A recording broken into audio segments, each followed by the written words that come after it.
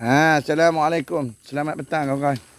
Kita ada dekat lokasi pokok kecil lama kita tak masuk kawasan ni.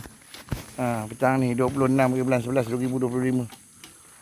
Ni berbisik ni pasal lembu apa benda ni. Kelompok hak mencuri ni. Yang sedih kereta ada pelik-pelik ni. Dia ada kaitan dia pun benda penyakit. Penyakit dia tak puas hati kehidupan orang dia nak kena curi ni. Dia mesti asyik dengki ke apa benda kita tak tahu. Kelompok dia nak kena curi barang-barang kita, nak kena mengganggu kehidupan kita. Macam mana kita boleh berbual dengan populan ni. Populan ni dia kategorikan sebagai gorila. Kan? Dia bilang gorila kan? Kan gorila. Macam mana ni? Tapi kerajaan Malaysia ni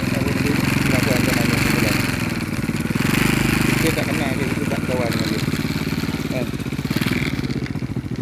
Pihak keselamatan apa benda kena ambil tindakan. Sebab saya ni daripada askar itu, daripada polis, JPJ, custom tu kena ganggu dengan kumpulan ni kan.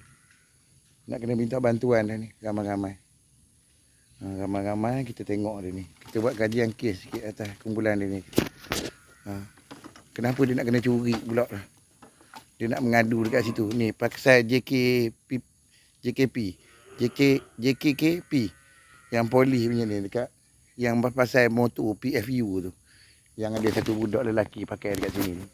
Okey, kejap lagi kita sambung lagi videonya.